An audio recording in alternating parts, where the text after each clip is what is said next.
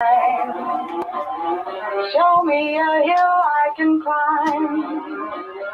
Give me a mountain to move, and I'll prove that it's a very special day. I woke up early this morning with gloom on my head.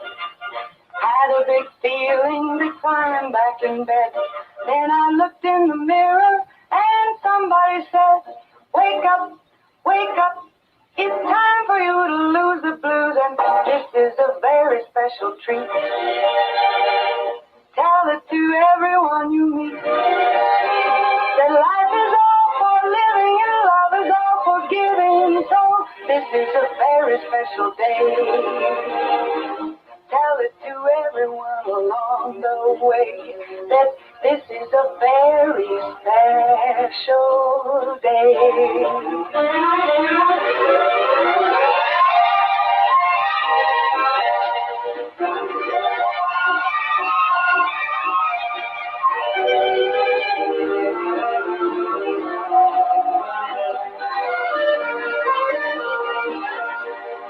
I woke up early this morning with gloom on my head.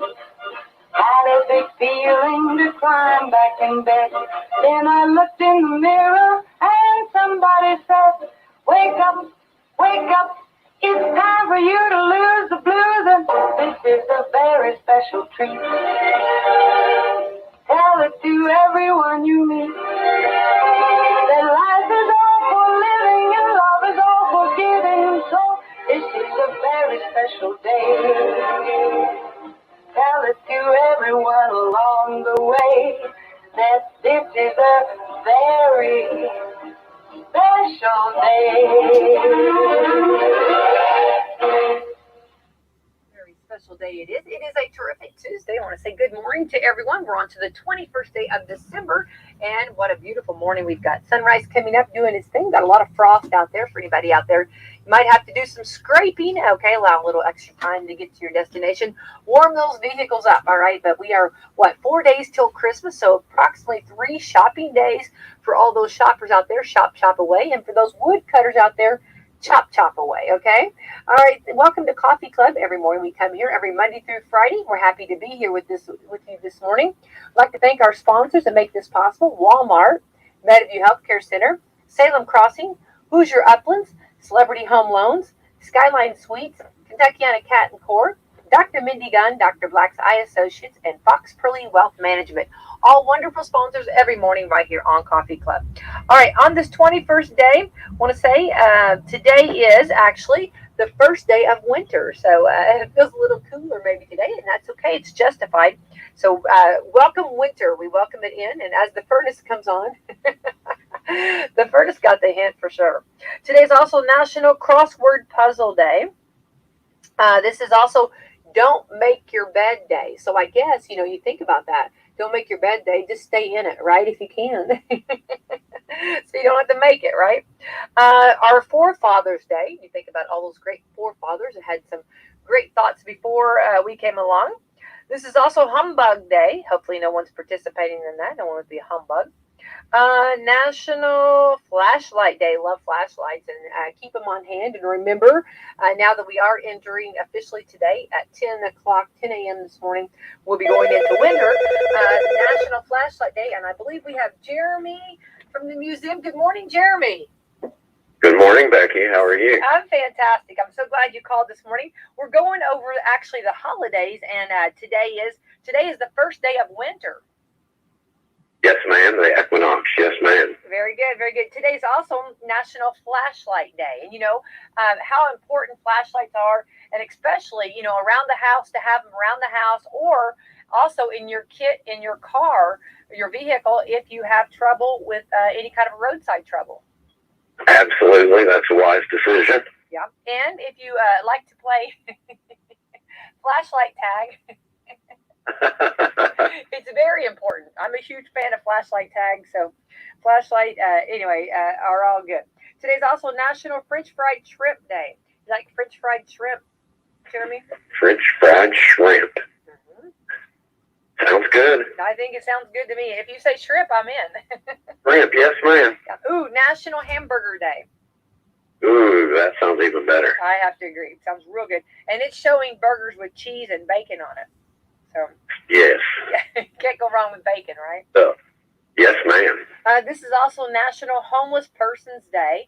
And this is actually, we have that warming station, which is such a blessing in our community for helping anyone that might need a place to stay to get in from the warmth. And I think that's a good thing. And also, it's a good thing to bring to the forefront here, that if you see anyone and you have any extra blankets or help them out, maybe some hot chocolate or something, or for the so it's just bringing it to the attention.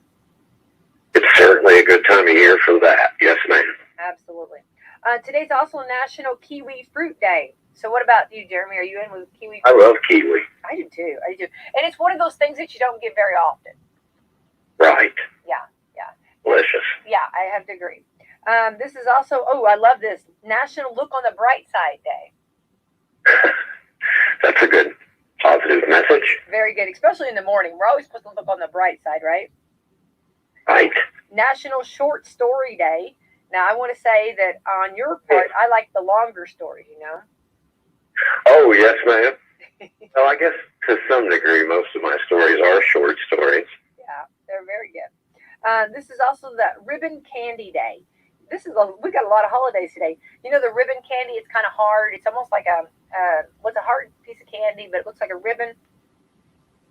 I am unfamiliar with ribbon candy. I know you would know it. I know you. If you saw it, you'd be, oh, okay, that's what they call ribbon candy. It looks like a ribbon, but it's like hard candy. I think I have an idea of what you're talking about. Yeah. And this is also the first day of winter. We talked about that. Yay, welcome winter. And Yule. It's also Yule Day. Y-U-L-E, Yule Day. So we need to get a Yule log. Absolutely. And before you called in, I said it's also National Don't Make Your Bed Day. So, just stay in bed all day, right? Oh, I just did that. Did you? I know. Oh, did you make your bed? I just skipped it. We'll go in there and mess it up, okay? Because I'll do that. Yeah, just go in there and actually go. I thought, just go back to bed, right? Why not, right? Crawl back in. If you're going to mess it up, you might as well. Absolutely. It's the first day of winter. Enjoy for sure. So those are holidays. Get out and enjoy for sure. Let me see real quick on the forefront here. We do have some ball games tonight. We have the Eastern boys will be at New Washington. West Washington Lady Senators will be playing Springs Valley, and both games are at 7:30. So probably about 7:15 we'll be taking the airways. So exciting time for that.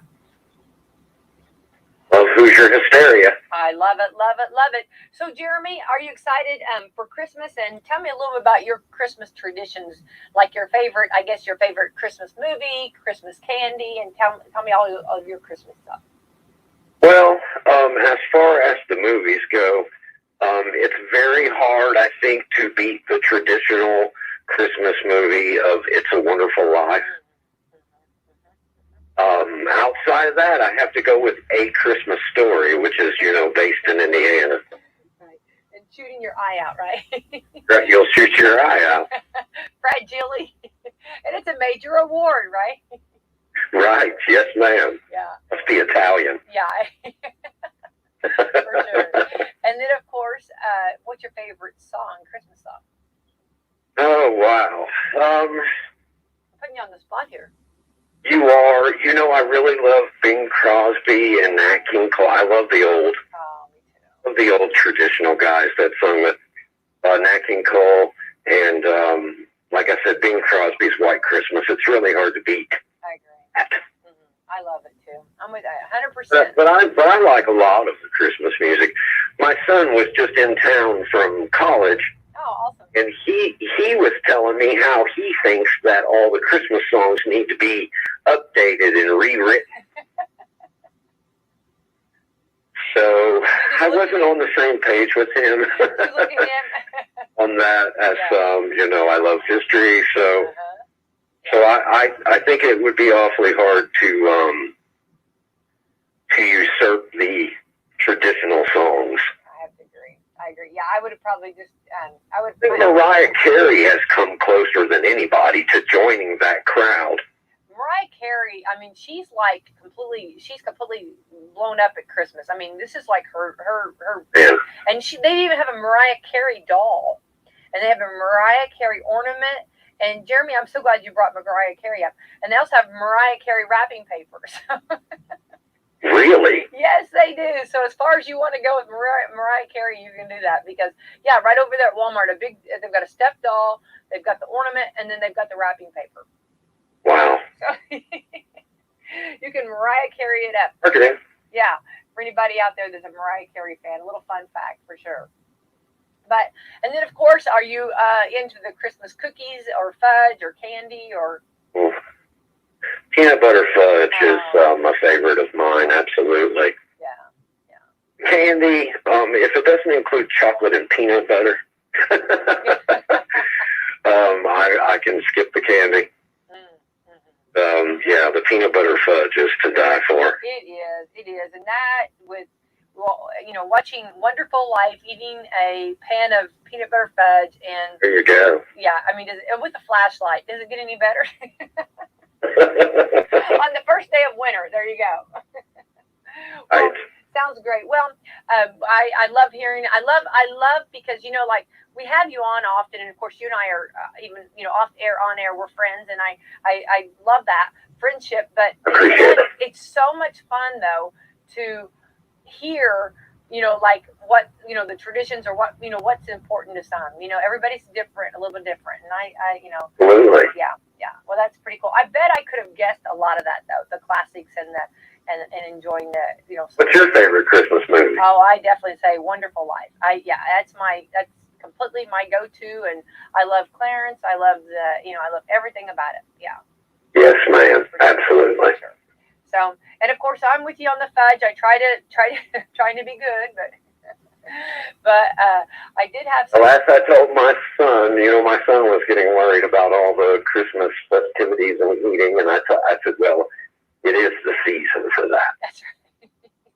Yes. Don't worry about that in January, Becky, but don't worry about it right now. Exactly. And I don't think there's any calories. I think there's no calories around Christmas. I think that's the way it goes, Yeah, that's true. Yeah, so. Christmas miracle. Exactly.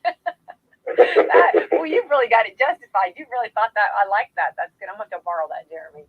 Well, yes, ma'am. Speaking of Christmas miracle and all of those great things, we bring good news and tidings of great joy. And I got the text from you yesterday. How awesome! And this is great news. And I'm so glad that I guess you're the true angel that is actually getting to announce that. So let's tell the community the good news. I am, and to some degree, Becky, this is an exclusive.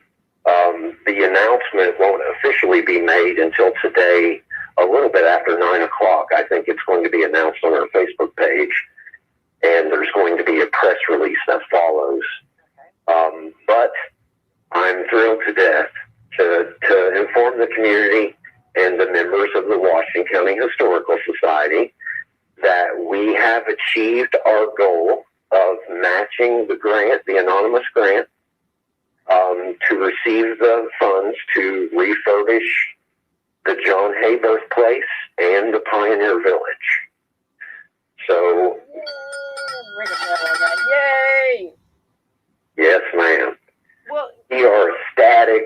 The board of directors and the staff and the few of us that already knew are completely ecstatic, and we couldn't be happier. And perfect time of year for this to occur. We couldn't have asked for a better Christmas present at the John Hay Center than being able to match this grant. And, Becky, particularly during this time of the COVID pandemic, we certainly faced a very big challenge with trying to raise $150,000.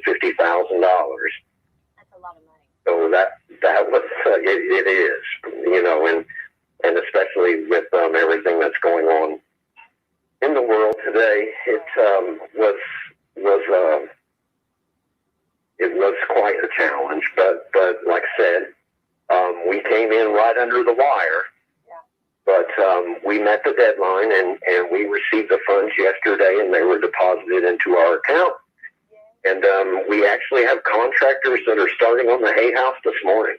No way. Oh, my goodness. Right. How awesome. So if anybody is out and about, you're welcome to drive by and see over the next, well, depending upon the weather remains cooperative, you should be able to drive by the hay house and notice some significant improvements and a lot going on over there. All right, well, Jeremy, let's go back. Okay, so the hay house is, let's maybe for those that are new, this is so valuable, that we have this, and we are such a blessed community that we do have this, and such a man that needs to be preserved and needs to be talked about and needs to be taught. And we had a lot of concern with this house because of the age of it, and of course, just time as time goes by. So can you give us some, kind of do the story of a little bit where we were at with everything? Sure. Well, now the house has a different origin from the Hay family. The house itself would be one of the oldest standing structures in the town of Salem. It was built in 1824, so it is 197. Wow. Getting ready to be 198 years old. Wow. It was originally constructed for a man named John I. Morrison, who conducted something there called the Salem Grammar School, and it was a college preparatory. IU opened in 1820, and then 4 years later, we had what eventually became known as the Washington County Seminary, opened up in that building, and they originally called it the Salem Grammar School before they changed the name.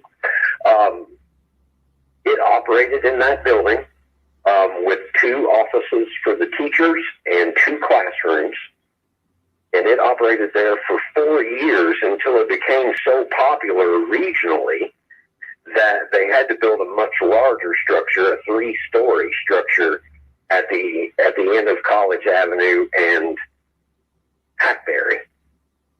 So that's how that road became known as College Avenue.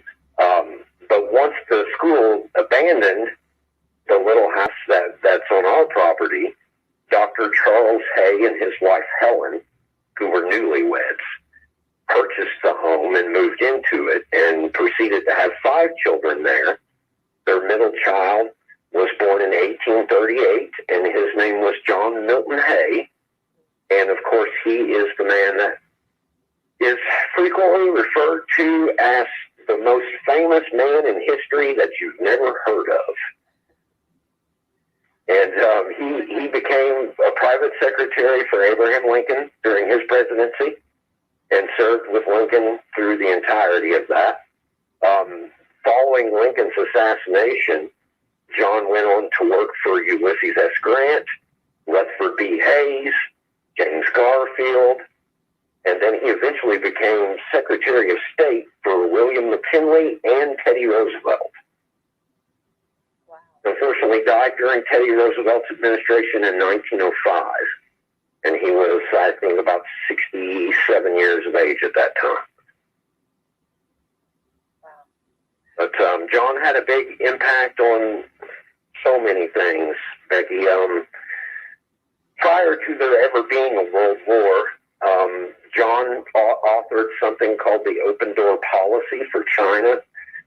There was a big threat at that time that there was going to be a world war over who would get trading rights with the country of China.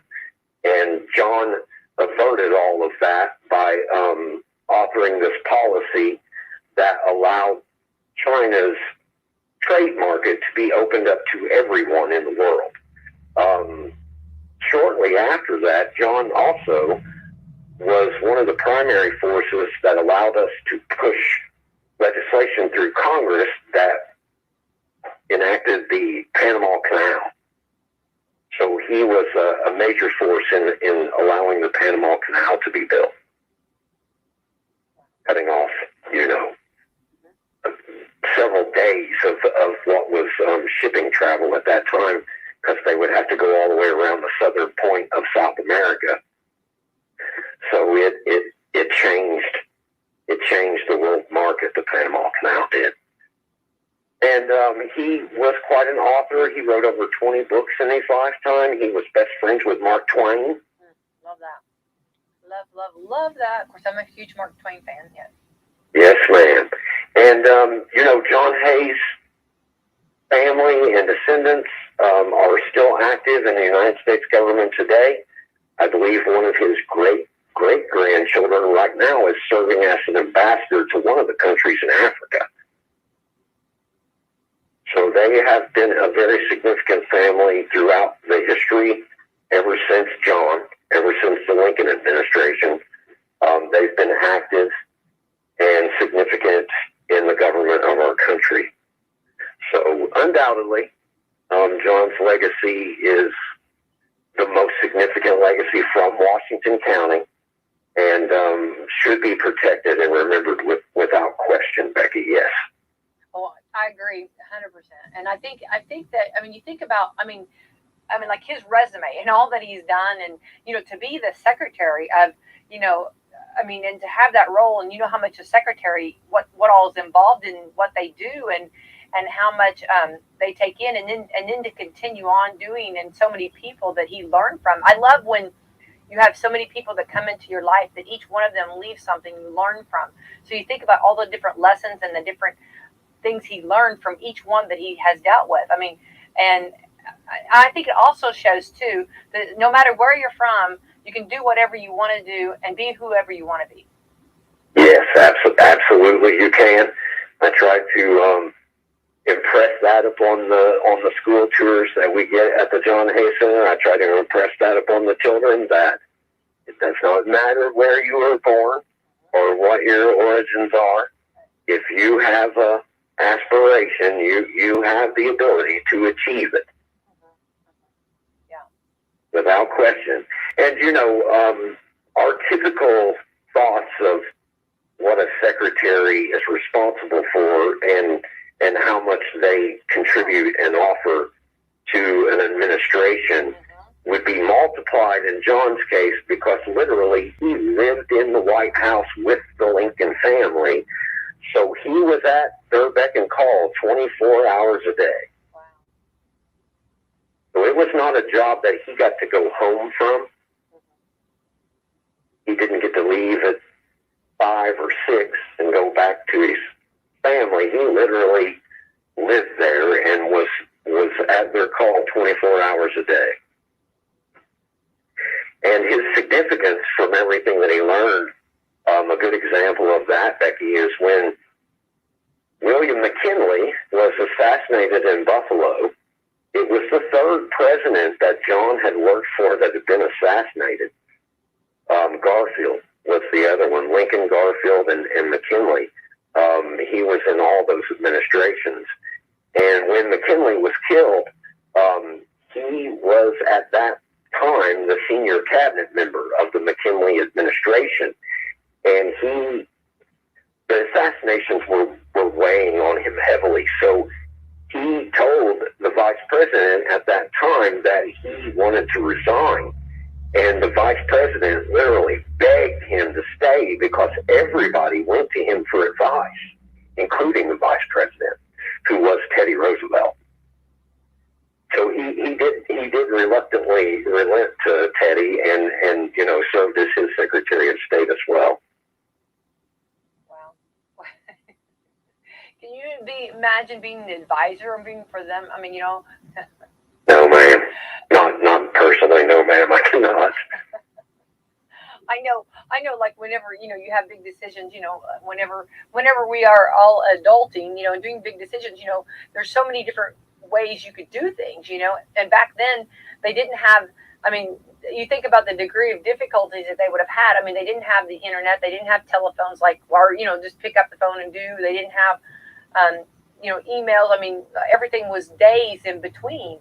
And if you're trying to get a hold of someone, I mean, the degree of difficulties. Television. Yeah, and they didn't have TV, they didn't have radio, back then, right? Mm-hmm. And so, I mean, you're talking about a lot of, trying to get knowledge and information and try to communication alone. Right. Well, and in that same vein, Becky, during the Civil War, John Hay was typically known as the propaganda machine of the Union. Most of our impressions that we have of Abraham Lincoln about how he worked so tirelessly to save the Union, didn't take days off, worked, way into the night. All of that was anonymously written by John Hay and sent out to the Associated Press, and then it was covered all over the country. Oh, yeah, okay. So most of the impressions that we have of Abraham Lincoln came from John Hay. Oh, wow. Oh, wow. He was responsible for propagating all of that. Right. And what period, what years are we talking about? Because well, of course, the Civil War was from 1861 to 1865. Yeah. Okay. Yeah. Wow. Yes, ma'am. So, and obviously, Becky, there hasn't been yet anyone as significant as John to come from Washington County, Indiana. No, I think, that would be he's a tough act to follow, right? What a great trailblazer, though, right? Yes, ma'am, absolutely. And that's another thing that I always tell the children on the school tours is, is there going to be a day that we have someone born in Washington County that passes John Hay's legacy? Wouldn't that be awesome? I mean, really? Really hard to imagine, but I don't believe that it's impossible. No, I don't either. But Becky, one of your grandchildren could be a future president. Oh, easy on that. You haven't hung out with them.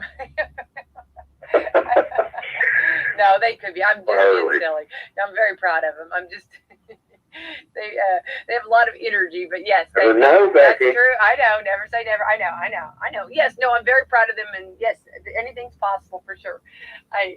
Anyway, but and and I'm sure when he was younger, growing up too, I'm sure his being with 5 children in the middle right there, I'm sure he had a lot of maybe his parents probably or grandma or grandfather maybe questioned things too.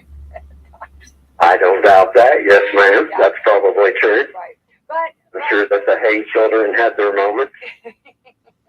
Yeah, I think so. I'm sure everyone has their moments. But it's such a great story, and a story that I've heard this so many times, but I could hear it all the time because I think these are great accomplishments. These are great great information and great rich history. We talk about the rich history of our county and how awesome it is. And it's so good to hear that this morning. And just to kind of, if anybody's off school and they're listening to this, I think that, hopefully we can get more turned on and excited about history. I can't even begin to tell you, Becky, the exciting history of Washington County. I mean, it's enormous. Yeah.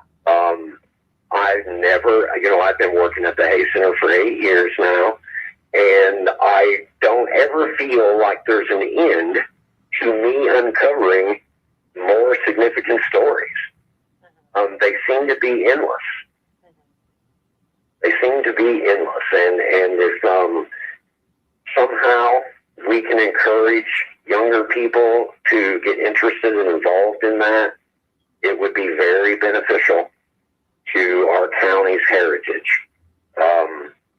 We obviously are hoping to pass the John Hay Center along to the next generation so they can begin caring for it and taking it to the next generation. Absolutely, which that is and that's where all of this is coming about, and that's something that when you're given a gift, such a blessing, you have to take care of it, and I know that's been a worry. And, trying to figure out, I know even a lot of our community has been very worried about it because we do know that it is something that we're very blessed to have. And there's been a lot of concern. So, Jeremy, what are some of the, the stuff, or what are some of the things they're going to start with at first on working on it and getting it fixed up? Well, unfortunately, Becky, there was a lot of years that the maintenance of the Hay House had been deferred due to financial reasons. So it's done in pretty bad shape. One of the first problems that we were having was that the roof was leaking. Beyond that, the kitchen floor in the Hay House, which is actually an addition, to the Hay house that the Hay family built, the kitchen floor was getting soft spots in it.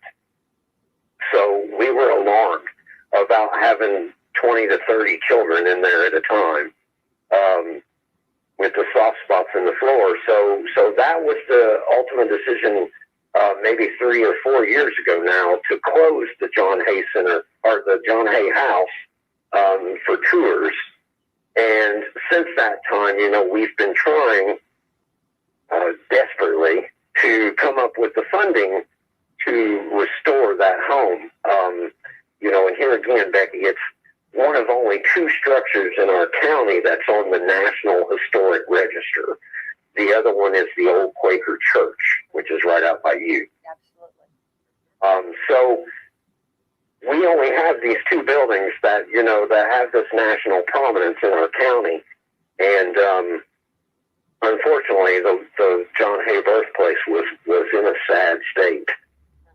So we have already actually had the floor removed, and we have it back down to the original. And I wish you should come see it, Becky. I will. I wish everyone could come see it, because the original construction of that house is something that has just bewildered everyone that's seen it. They literally came in onto the property, cut down trees, and just skimmed the tops of them off, and then built the house right on top of that. Those old logs, there were 2 or 3 of all the floor joists in the house. There were 2 or 3 that were damaged.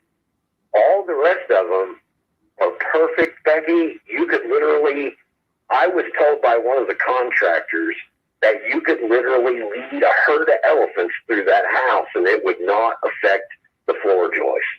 Oh, wow. So they are that sturdy and that strong.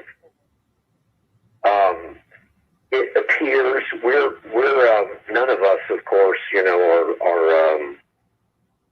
tree experts. What's that word? Arborist. Yeah. Arborist.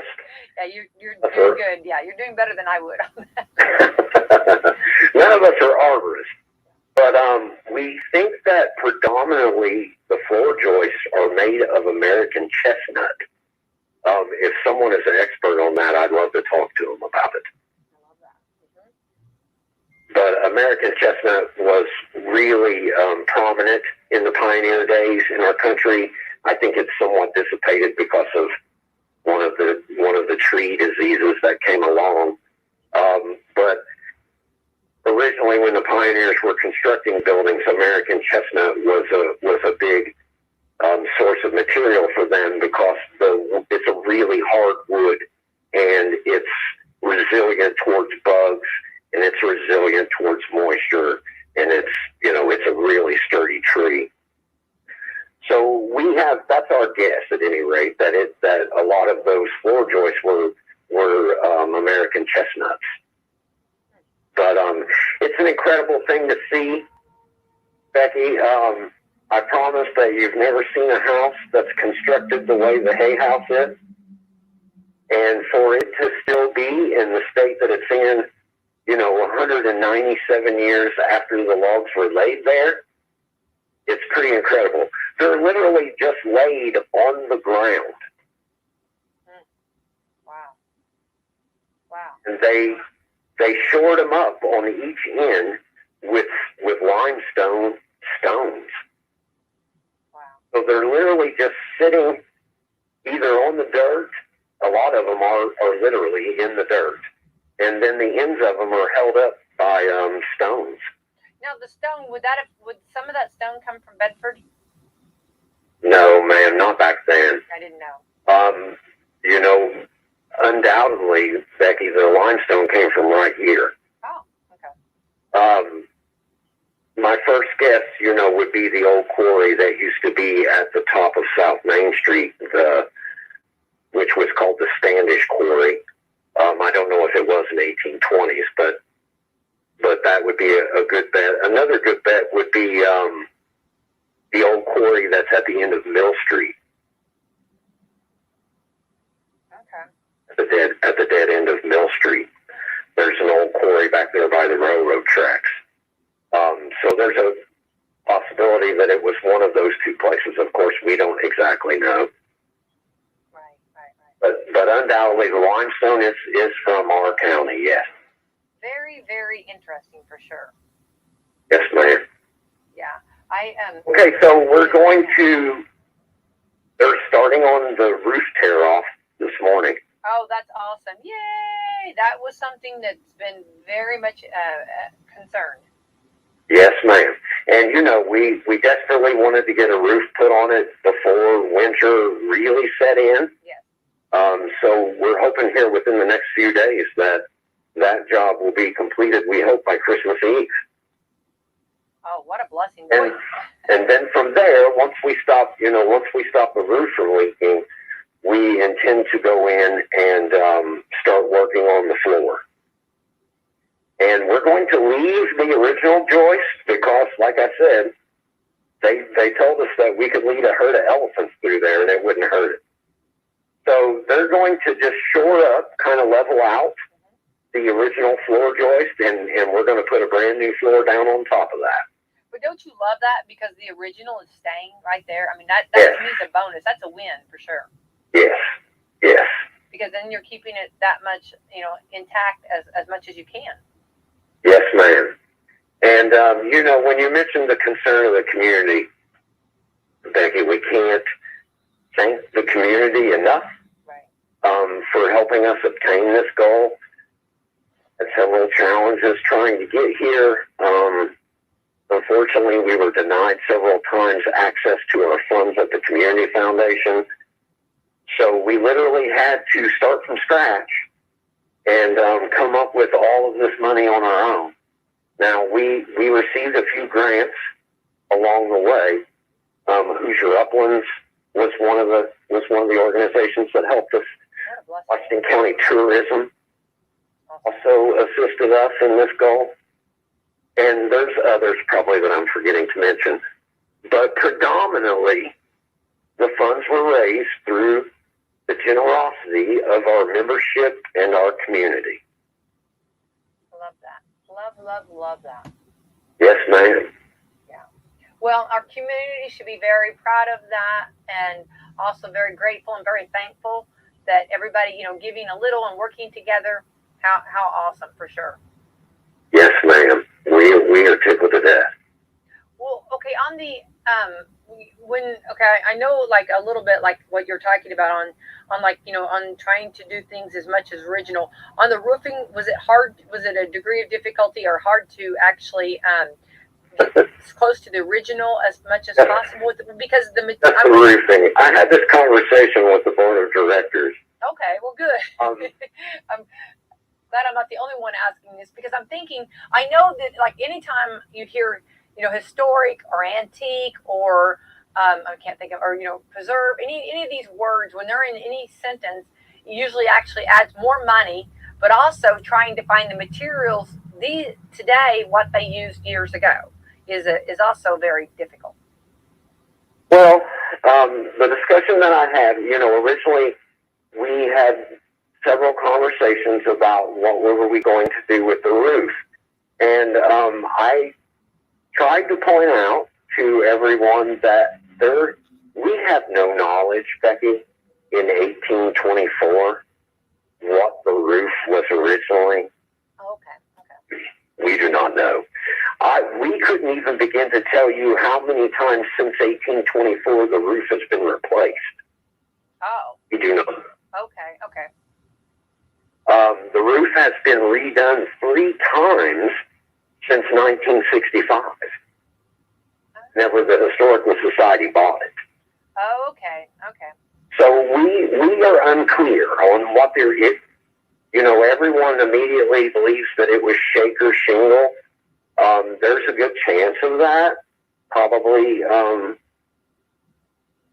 better chance of that than other materials. But we have no way of being positive what the original roof was made out of. There would have been options in the 1820s. They were already doing some tin roofs. Monticello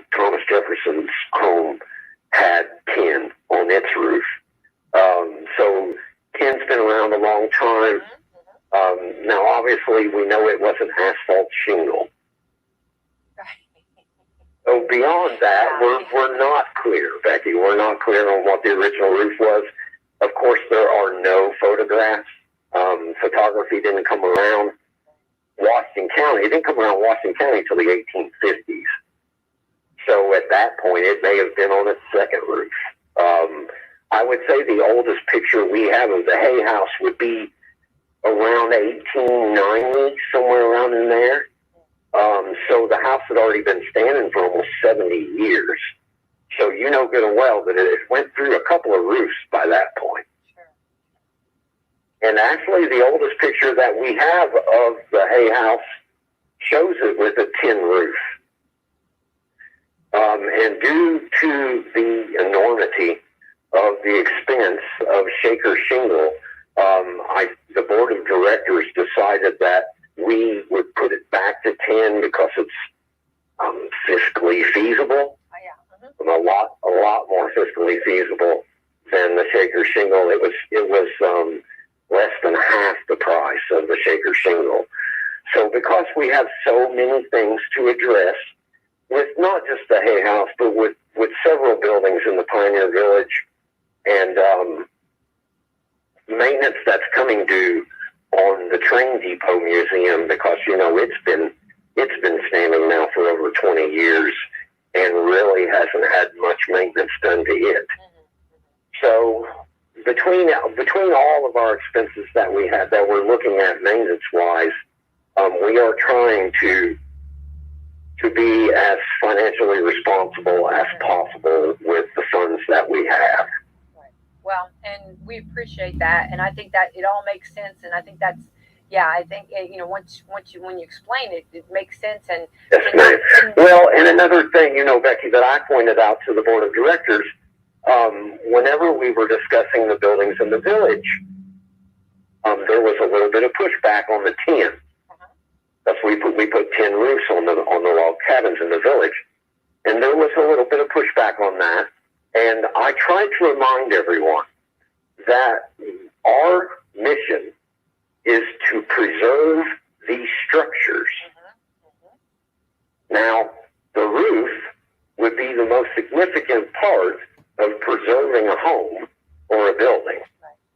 So the older ways and the older materials are not always the best to provide that protection. And, we're looking with new tin roofs on these buildings, Becky, it shouldn't be another 20 to 30 years before this has to be addressed again. Yeah, that's awesome. Yeah. So we're trying to go with the longevity of protecting the buildings themselves. The significance of the roof, to me, is solely to protect the structure. So we want to use the best possible and again, the most financially responsible way of being able to protect these buildings. Well, I think that's what a awesome. I mean, that's fantastic. And also I think, that the board received it and agreed with you. I think that's well done. And we've got a wonderful board there, and a lot of shakers and movers, and a lot of people and I love that everybody has that discussion. I like, different thoughts and different, ideas. And when you realize what's going to work best, and that's what you have to go with. And also, like you said, when you enter in and on Old Sellers Days or any tours that when you bring kids through or adults through the John Hay Center, I don't think the roof's going to be the first thing they're going to be looking at. They're going to be making sure the inside of it and see. And that's the exact same thing I said, Becky, in the meeting. Yeah. Was, I don't know that the roof is going to be the first thing that they notice. Yeah. That's not my first detail. There's so many other great things and so many other significant. Yes, ma'am. Exactly. So I think that's good and good information, and I hope that kind of explains things for sure. But we're just excited and excited that this is happening, and it's happening very fast to just all of a sudden get the green light, Jeremy, and then all of a sudden have people on the roof, getting at it. That's, to me, that's a shaker and a mover, and what a blessing. And it looks like an early Christmas present's already starting for sure. It has, without question, Becky. It has, and like I said, everyone that's involved up here couldn't be happier. Yeah. There were times, Becky, during the capital campaign that we were seriously concerned that we maybe wouldn't make it to the ultimate goal. Right. But, you know, like I said, we've really benefited from the generosity of the community. There were several businesses in town that kicked in, along with, you know, our membership made some crazy significant donations. A few of them did. And all of that will be recognized. You know, we're gonna have a plaque somewhere around or in the John A. House that has a list of everyone that has helped contribute significant amounts. And but literally all the way down to people who just bought a brick, $50, or came in and contributed $20 to the Hay House campaign, or they attended one of our Save the Hay House functions that we had. Everybody, I mean, we're so grateful to everyone. Help us get to this goal. Well, and we're grateful that that the John Hay Center is in good hands, and that you're very passionate about it, and you didn't stop, and today, we can announce and talk about the good news that we are going to be going forward. There were a lot of concerns. A lot of people were worried about it and didn't know what direction. So for the knowledge that you put into it, and also the hourly, daily, making sure we're going to get this, we're going to keep working on this and not stop, Jeremy. That thank you for that, and thank you to everyone involved in that, for sure. Absolutely, yes, ma'am. We appreciate that. For sure. Well, and then, of course, so over the winter, we'll be hopefully, doing some great things. And then, of course, then when spring and summer, it's always a good time to come and visit. And, of course, getting tours. I know you're kind of limiting your tours right now, and I know COVID was a big play in that. But if anyone wants to come to the actual museum and see it, tour it, or come and get some information about some of their family history, is that available? Well, okay, so we closed down. December the 18th was our last day that we were open to the public for our Christmas break. Okay. Our Christmas break runs until January, but then we are actually closed until February the 3rd. Okay. Going to reopen on Thursday, February the 3rd. And we'll be open Thursday, Friday, and Saturday from 10 to 5. Awesome. And it should remain that way through 2022. Okay. Barring incident with the pandemic. Yeah, true. Seems to be flaring back up again. Right. Yeah, that is true. Yeah. We actually had we've had actually some basketball games canceled because of Yeah, it's been an exceptional strain on the John A. Center. I mean, we've lost all of our group tours. We've lost all of the school tours. Yeah. So it's been a challenge, Becky, without a doubt. And I think I mentioned to you once when I was in the station that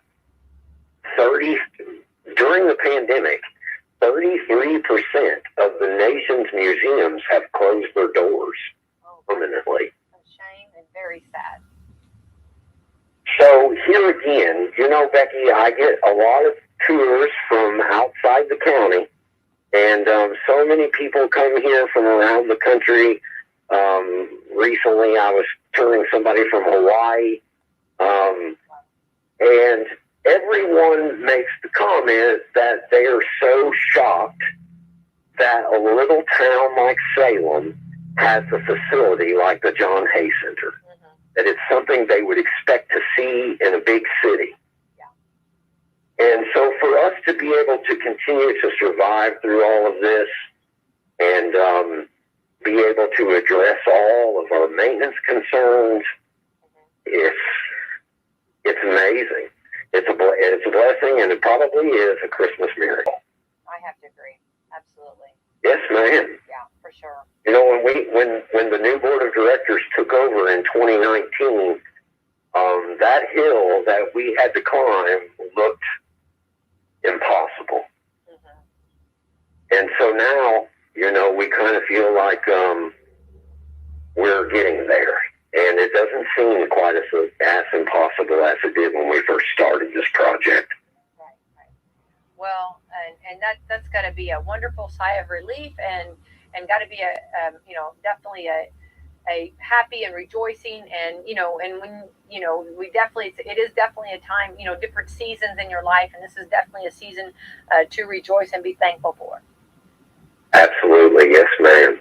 So I'm so glad that bringing good tidings of great joy, and we're glad to hear that. So encourage everyone, drive by, see for yourself, and then of course, in February, we kind of everything, we're supposed to have a really bad winter, so January, February, everybody be busy sledding.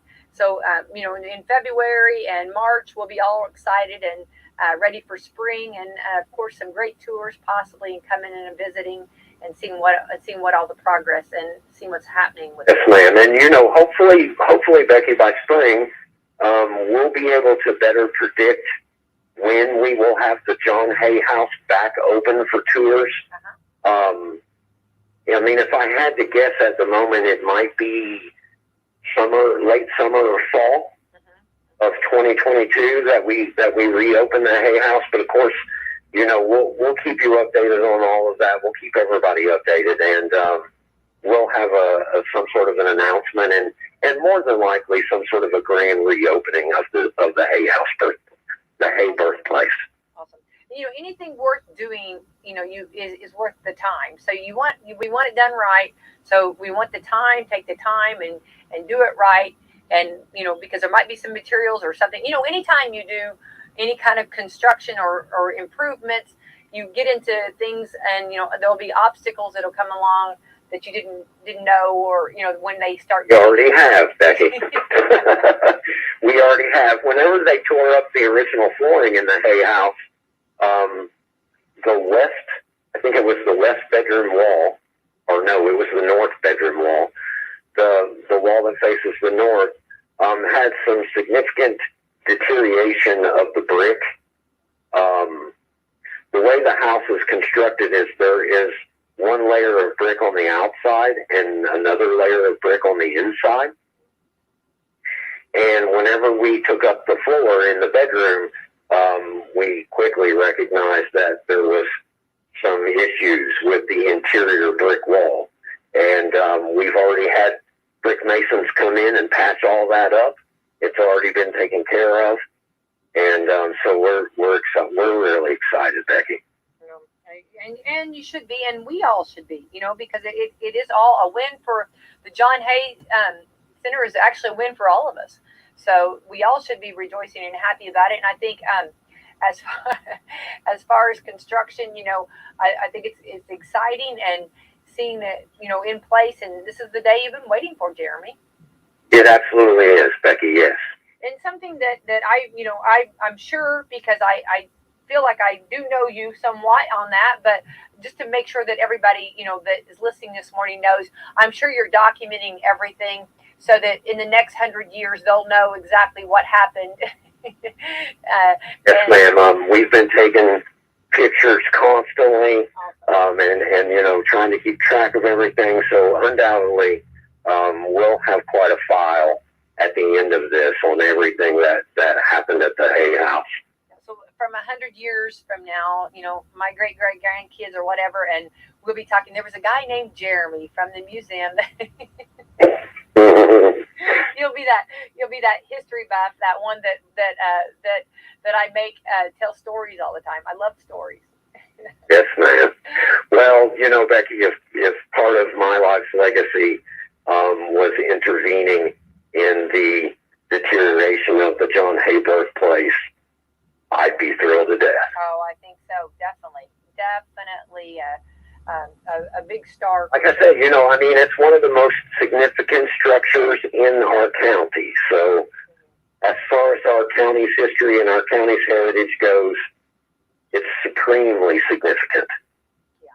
Well, and your passion and your drive, kept it going and kept it, and that's something that, has been very important. And of course, to bring that importance, I don't know that this is like, I hate to say that it's like a secret that you have as far as John Hay, but we don't, for anyone not realizing what an outstanding life he led and what an outstanding life it is for our community to say that. And, when people talk of John Hay, and you go back even in any state, we have to be recognized here in Indiana. Yes, ma'am. Yes, ma'am. And unfortunately, it kind of all is a big secret. Outside of our community, there's not a lot of advertising or publishing that's ever been done regionally or statewide or nationally about the John Hay Center. We hope over the course of time that we'll be able to address and change all of that. And hopefully, if we successfully pull through the pandemic, we can attract a lot more tourism to our county. Yeah, just wonderful. Bringing new people into our community, and just watching them go around our square is something. Yes, ma'am. And that's another interest that the John Hay Center has is the Salem Public Square. We're working with the Main Street Committee and with Washington County Tourism, trying to come up with ideas and thoughts and suggestions that we can improve on all of this collectively to increase attraction and tourism to our town. Absolutely wonderful. Right. Well, it's always fun, and and then when you hear people say, "Oh, I was in Salem or came through Washington County," it's always fun to hear hear that, and it's exciting for sure. So this is yes, ma'am. Very well, we're constantly gaining fans, Becky. About anybody that comes for a tour and sees what we have, we generally get fandom for life from those people, and we hope that the word of mouth will spread across the country as much as anything else. That would be a big benefit to our community. I say this all the time, but we had our promo on Wslm for years. Good schools, great churches, and one of the finest museums in the Midwest. And that was written by my dad and aired on Wslm for years. He was unquestionably correct. Yeah, for sure.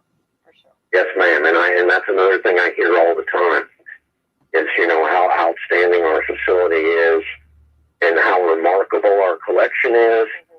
And yes, ma'am. Your father was correct. Yeah, for sure.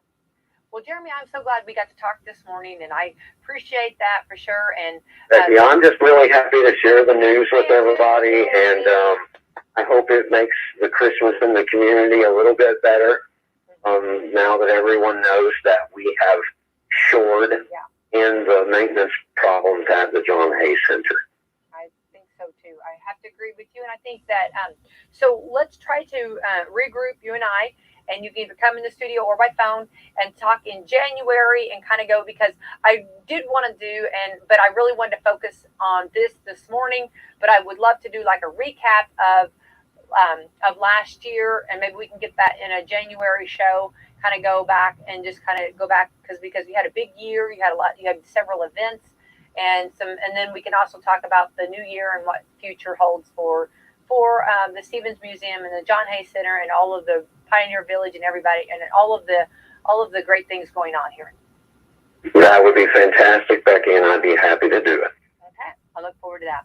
Well, Jeremy, have a very Merry Christmas. You got a beautiful family. I know your children and everything. I'm glad that your son was in, and I hope you can get with your daughter too. And you guys have a very blessed and a wonderful Christmas, and if you're traveling, a safe one for sure, and enjoy.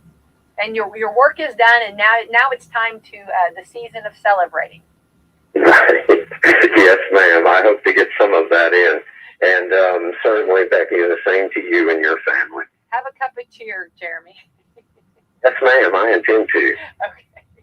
All right, thank you again, and have a great and a Merry Christmas, Jeremy. Thank you. Have a great day. Becky, and we appreciate everything that WSLM does for us. We appreciate you and Greg so much. Well, we're here for you, Jeremy. Okay, that's what we're here for, the community. We love our community, and definitely. And I didn't start this. I give all credit to my dad, and I'm just trying to continue on for sure. And yes, ma'am. Yeah. So I know that feeling, Becky. I know you do. I know you do. Yes, ma'am. Sure. Yes, ma'am. So I'm going to thank our sponsors, Jeremy, Walmart, Meadowview Healthcare Center, Salem Crossing, Hoosier Uplands, Celebrity Home Loans, Skyline Suites, Kentuckiana Cat and Core, Dr. Mindy Gunn, Dr. Black's Eye Associates, and Fox Philly Wealth Management. And again, Jeremy, thank you so much. Keep up the great work, okay? Thank you, Becky. Take care. You too. Bye-bye. See Celebrity Home Loans in Salem, where everyone gets treated like a star. Come experience the star treatment with us. You'll never go back to the ordinary home loan experience again. Stop in today and see Dennis Baxter, branch manager of the Salem office, to start working on a new home loan or refinancing today. They've served nearly 50,000 families with over $15 billion in loans. Stop in and see Dennis and his staff. They're ready to work with you today. As a star, you expect the best, and that's all Celebrity Home Loans has to offer. Nothing off the rack. We're talking fine living, designer fashion home loans around here. Come by today and see Dennis or Autumn at 18 Public Square, Suite